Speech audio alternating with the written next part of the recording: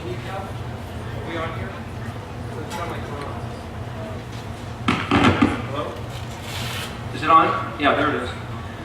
I have some handouts. I don't know if there's enough for everybody, but they can make Xerox copies here. Let me explain what they are. I think there's 2 or 3 of them here. Okay. Let me get 2 of them here. Okay. Excuse me? 1 per family. You can make copies. This stuff I believe I have on my in the Dropbox, or if it's not there now, it will be. But here's the thing. Or you can get this from my wife if you email it and say, give me the meanings of the letters. But if you want to know what the letters mean, I'm going to go through that in a moment. I gave you a very brief description. Aleph, author, artist, architect, administrator, plans his purpose, determines the agenda, figures it out, pours it all into the funnel to make it be. That's kind of the basic meaning of the Aleph. Notice it didn't say ox. However, if you look in Frank Seekins, and if you look at the basic word picture, like I just said a moment ago, the Aleph is shaped like an ox head. So that's one paper on both sides. The other paper says the really simple version of the meaning of the Hebrew alphabet. The alphabet itself is holographic, meaning written in the original hand of its author. Each letter is arranged in I think that's actually a hologram. Holograph and hologram, it's actually both, but nevertheless. Each letter is arranged in a very particular progression. The alphabet sequence is not a random order. The alphabet is a message from the Creator, Elohim, to earthlings. It can be read many ways, but also must remain consistent with its intrinsic design pattern. Aleph, 1, beginning at the original nature as nothing else, and its intention to multiply itself, what was before the universe came to be. So as you'll notice, that's a little bit more complicated of a rendering than this one. I've also got 2 more complicated versions that I've written down that I didn't include. I could send them to you if you want, but just to say, actually Greg has a copy of the more elaborate ones. I'm not trying to confuse you with too many words, so by handing you out the simple version is to just kind of give you a concept. There's one other handout.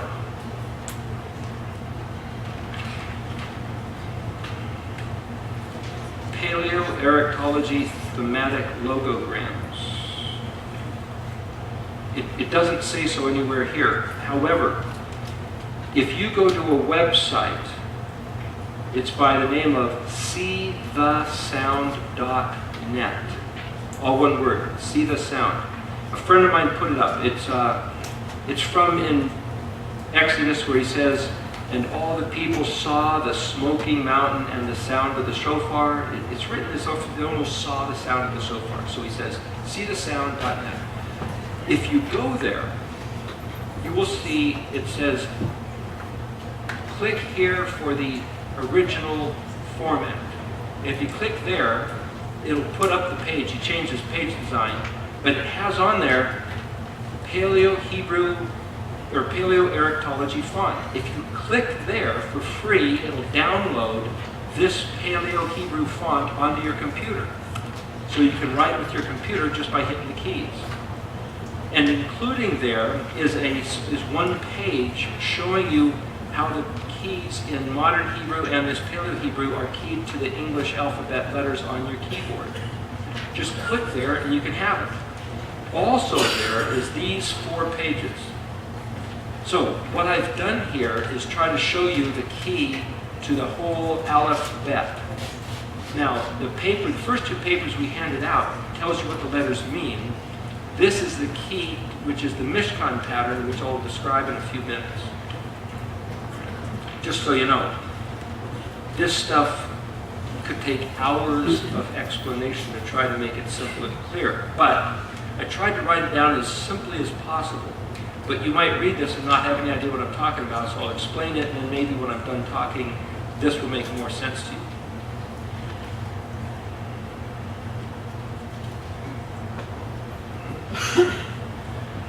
Okay, I'm gonna read a couple pages that I wrote here the other day to try to get you to think of something before I get into the next step. Okay?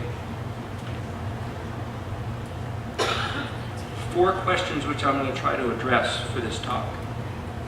1, how do we know that we are correct? Whoever we is.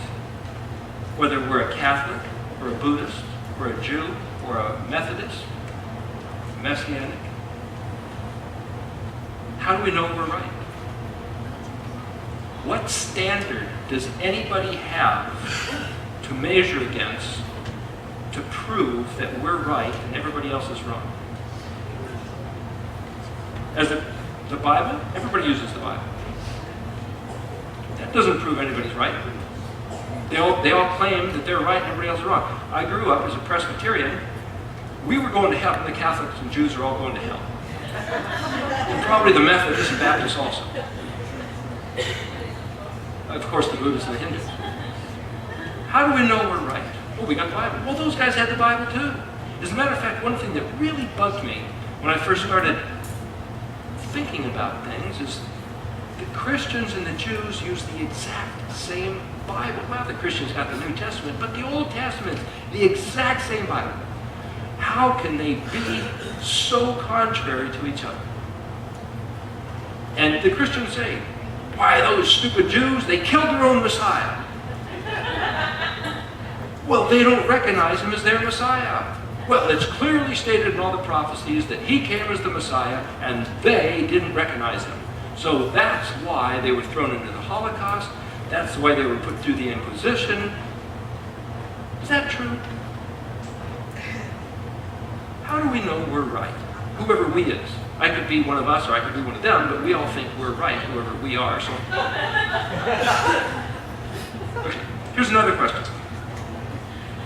Let's go to Daniel 12:4. I'm just going to address this momentarily, and we'll get to it later, maybe even the next hour, but I'm going to address Daniel 12:4.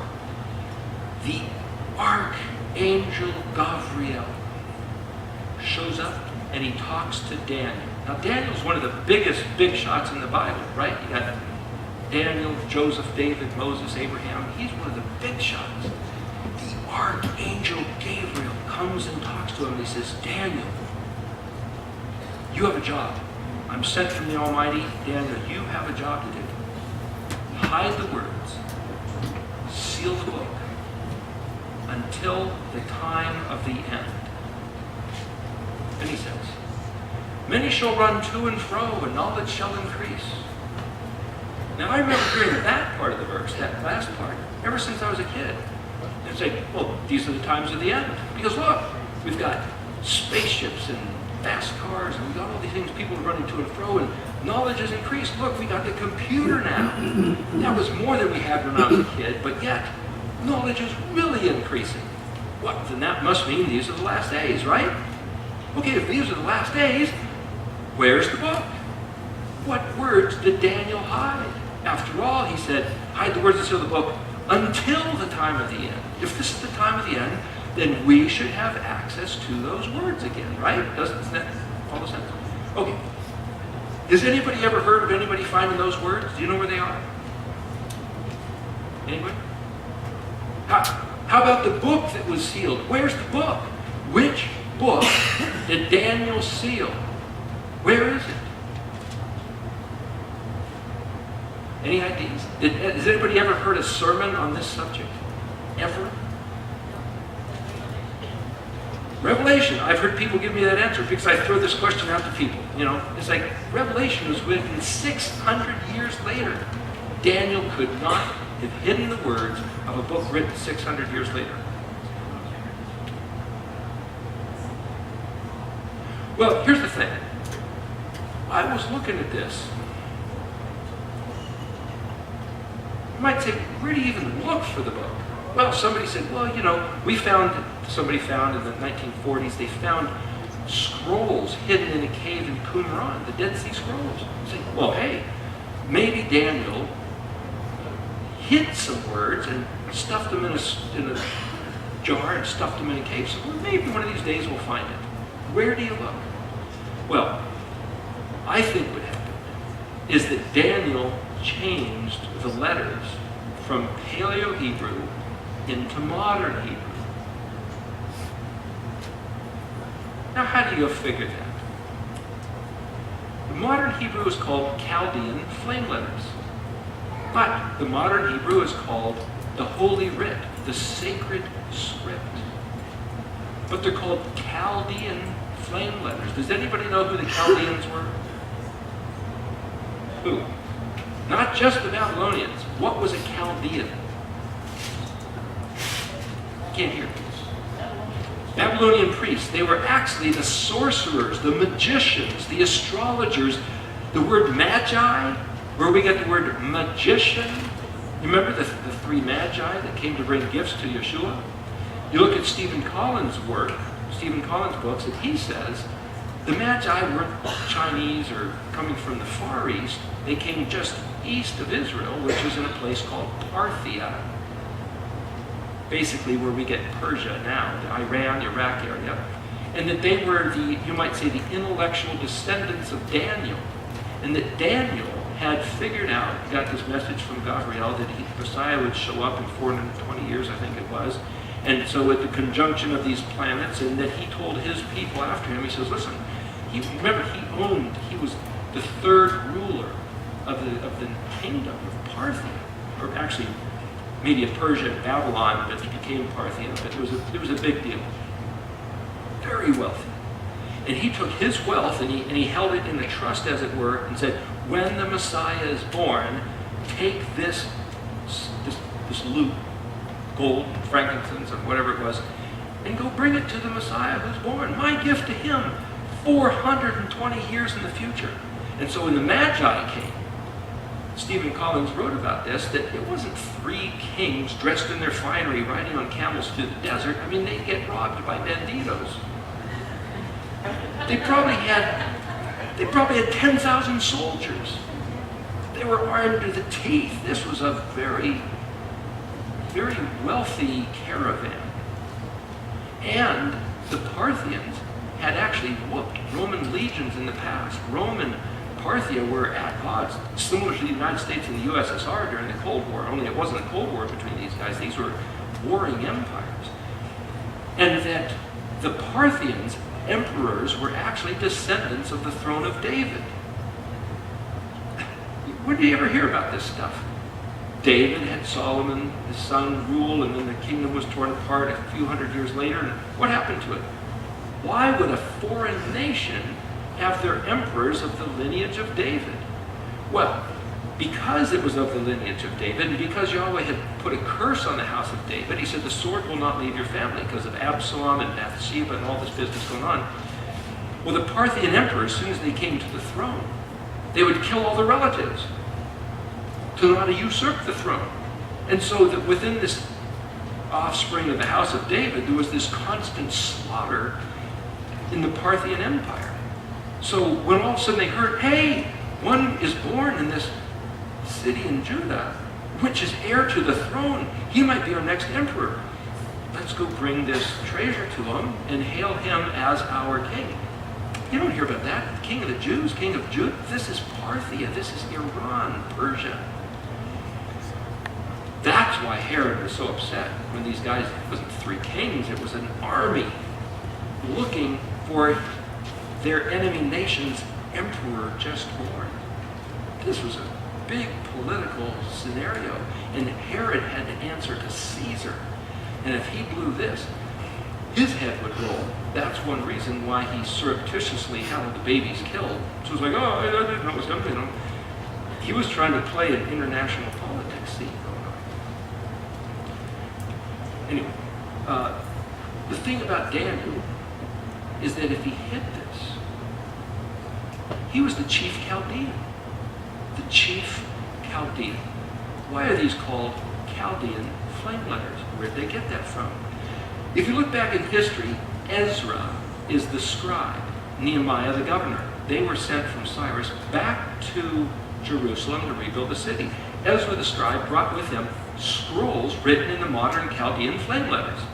But before that, before they went to Babylon into exile, there was no Chaldean flame letters that anyone has ever seen. It was all Paleo-Hebrew. Now, certain people who are world-class linguists say that the Almighty wrote with his finger on the tables of stone in the modern Chaldean flame letter style. But there's no record of that. There's no font ever been found, but they say, well, that's the Holy Script. He wrote in that, and the priest kept a secret. It was only used in the temple. We just haven't found it, but that doesn't mean it wasn't the Chaldean flame letters. And they say that when the Jews went to Babylon in their exile, they found it there. That could be. However, why did David in Solomon's era use the Paleo? Who would have changed it from the Chaldean flame letters to the Paleo? So you might think, if the Almighty wrote in his finger with the Chaldean flame letters and Moshe copied it and transcribed it, is Moshe going to change the lettering style? Why would he do that? This is the authorized lettering style. And then he told the kings, when they got upon their throne, the first thing they were supposed to do is make a copy of it. They're not going to change the lettering style. You'd have to copy each letter exactly the way you read it, letter by letter. And if it was in the modern form, why don't we find it anywhere? I mean, how many people knew how to read and write? How many people wrote the Torah? The Levites were supposed to teach the Torah, but right after they got into the land, they quit keeping the Torah, with the Levites even doing their job. During the whole books of Joshua and Judges, the people kept rebelling and falling away and not studying the Torah, not doing the instructions. It makes one think that the Torah was not very popular back then. So who would have taken it upon themselves to rewrite the entire book in Paleo? It doesn't make any sense to me anyway. But if the Paleo, some Paleo style, is what the Almighty wrote with his finger on the tables of stone, and that was handed down throughout the generations, and then all of a sudden an archangel shows up and speaks to Daniel, the chief Chaldean, and says, hide the words, seal the book, until the time of the end. What did Daniel do? He hid the words and sealed the book. How did he do it? I think he changed the lettering style from the Paleo into the modern, thus obscuring the meanings, turning it into a whole different thing until a certain time, which I think is this time. So if the Archangel Gabriel tells one of the big shots of the Bible to do this grand event, if this is the unsealing of that, this makes this equally as grand event, if perhaps even a greater event, because this is the uncovering, the discovering of the words. Okay, now if you say, well, how do we know that? There's two words used. It's hide and seal. The word hide is samek tav mem. And if you look at the word for seal, it's het tav mem. That probably doesn't mean anything to you. You look in a place like the Red Dictionary, and it tells you exactly what the words mean. Basically, it means to seal. It means to put a seal on, like if you signed at the X for a contract to subscribe to a newspaper, a periodical, say a 2-year contract or something. You say, okay, I'm gonna put a seal on for a certain amount of time, and it's locked in. I can't revoke the contract. Okay, that's the seal. It means to be stopped up, be closed by the authorized signatory. The other word, to hide, literally means to make secret, to make hidden, to encode, to encrypt, to obfuscate, make unclear, make ambiguous of general terms, to neutralize, so that you can't determine what it really says, like an anonymous opinion. That's kind of what you get with the Hebrew flame letters. They're written so esoteric that you can use a dictionary to transcribe them. You can translate them into Greek and kind of guess what they meant, but you don't really know what they mean. Unless you get somebody who artistically tries to render the flame letters and show you that, like, the gimel is the letter that gives and the dalet is the poor letter. that receives as his handout. There's something there. But you can't go really any farther. Why? I think it's because Daniel did such a good job. But you could say, well, does that mean that the Hebrew modern flame letters are humanly concocted? Am I discrediting the significance of the modern Hebrew flame letters that the Jews say is holy script written by the finger of Elohim? I'm not saying that, because after all, it was the archangel Gabriel who told, authorized, and empowered Daniel to do it. So therefore, if Daniel had the wisdom, he and Joseph were considered the wisest, Solomon, the wisest men that ever lived.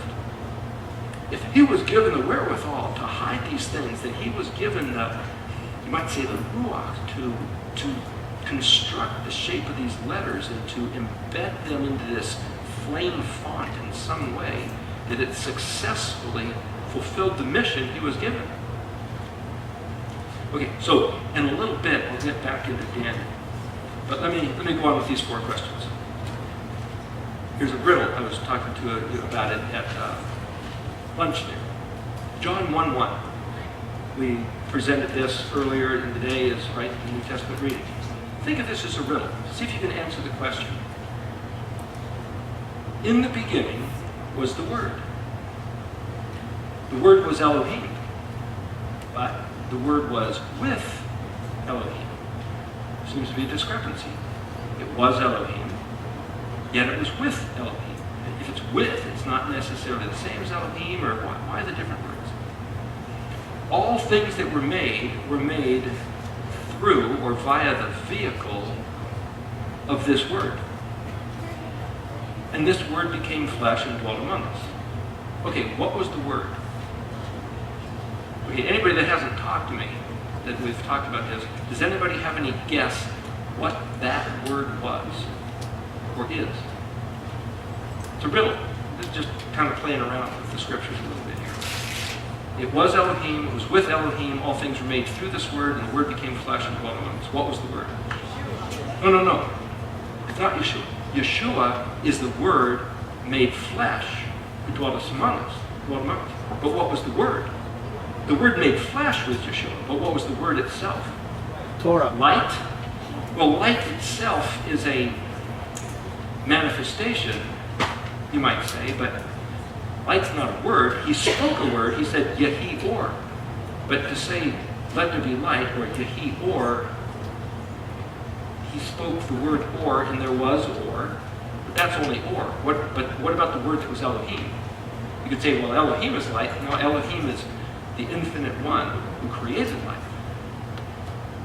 Another option? Et. Aleph Tav, et. Okay, what does that mean? Aleph Tav. I've heard that it's not really able to be interpreted into English, but it's the beginning and the end. Okay, is there anybody that is not familiar with this word Aleph Tav? Anybody not familiar? Okay. The reason I'm asking is because if everybody knows, then I won't waste any time with it. But if you don't know, I'll explain it. Okay. In the Hebrew Scriptures, the whole Tanakh, there's one word that's never translated. It happens to be spelled Aleph Tav. So in modern Hebrew, it basically looks something like this.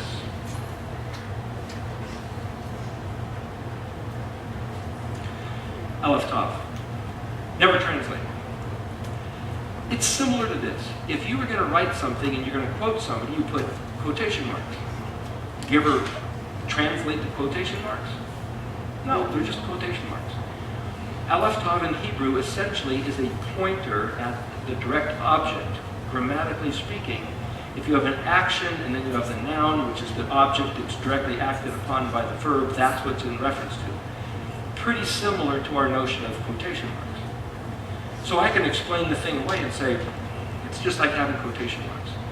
However, sometimes this word Aleph Tav appears by itself. Sometimes there's a dash, and then there's this other word that's written over here, whatever the word might be. Sometimes the word has a letter Hey added, and sometimes the word has a Vav in front of it. Now the letter Vav in front of a word simply means and. But it can also do more than that. The letter Vav in front of it can also turn past tense into future tense or future tense into past tense. It kind of flips tenses. But Aleph Tav itself, they say, is quite significant because it's actually a word, but it's not translated. Aleph is the first letter of the alphabet. Tav is the last letter. Now, in the book of Revelation, Yeshua shows up in this vision that he gave to John, and he says, I'm the Alpha and Omega. No, he didn't say that. He was speaking Hebrew. He said, I'm the Aleph and the Tav, the beginning and the end. So you could say, oh, well, he simply says, I was at the beginning, and I'll be at the end. I'm the guy that was, in other places speaking about Abraham, speaking to the Pharisees, it says, before Abraham was, I am.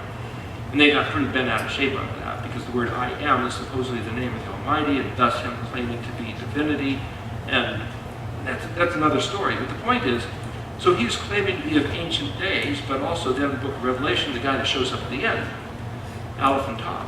So one could say, well, Aleph and Tav, if you don't read Hebrew, you don't know that there's one word that's never translated. It's the Aleph Tav. And even the rabbis, apparently, the scholars, the sages, don't really know why that word is never translated, especially if it's a standalone word. For example, the first sentence in Genesis 1 in Hebrew, Bereshit bara Elohim Aleph Tav, pronounced et. Hashemayim va'et, and Aleph Tav, ha'aretz. That's the first word. 7 words. The fourth word, right in the middle, is this word, Aleph Tav. The second time it's mentioned, it's got the hyphen, and so some people say, well, if it's got a hyphen, it's not quite the same as if it's non-hyphenated. But in this old Torah scroll, sure, it's got this ancient Torah scroll, but there's no hyphens. You can read it right there. So who stuck the hyphens in sometimes? I don't know. Did some of the scribes put hyphens and some of them not? Sometimes you'll see spaces between the words and sometimes not. Sometimes you'll see dots between the words, sometimes not. So who are these scribes and what are they doing? There's so many unanswered questions. However, one thing that's not unanswered question is the fact that this word, standing by itself, is the fourth word of the first verse, Aleph Tav. Now, this is one way that I look at it. Here's this book. You've got this cover, and you've got that cover. And if somebody says, well, I'm the... It kind of infers all this in between. Now, here's another interesting thing. See this picture? Which letter does that remind you of? Remember just before the break I showed the different letters? Noshin is teeth. Here, I'll tell you what letter it reminds you of, even though you don't remember. Remember the letter Mem? You know how the pages kind of furrow, I mean, they kind of bend and they crash like waves? Mem. This isn't right. At least it looks like a Mem to me. Anyway. Okay, so if you take Aleph, Mem, Tav, right? The Aleph, one cover, the Tav, the second color, and the pages in between as they go from here to there. Remember, Mem's like being pregnant. It's something hidden that's then revealed. It starts here and then goes there. It starts at Aleph and goes to Tav. It's page by page by page by page, like being pregnant, counting and counting and counting and counting. It's the same picture of Shavuot, the festival, 49 days of counting, and then Shavuot, the 50th day. It's like the Yovel, the Jubilee, 49 years of counting, and the Yovel, the 50th year. That's them. It's like this tidal wave action. There's an earthquake under the ocean, and then this surge, and all of a sudden, or just any kind of, rippling of water. These pictures are in the letters. So Aleph, Mem to Tav. Well, the word Aleph, Mem, Tav is pronounced Emet, which is the word truth. Another interesting thing, the way you break down letters, we'll get into more of this later. Aleph, Mem, as a word, is the word or where we get Emma, which is mother, like Annie M.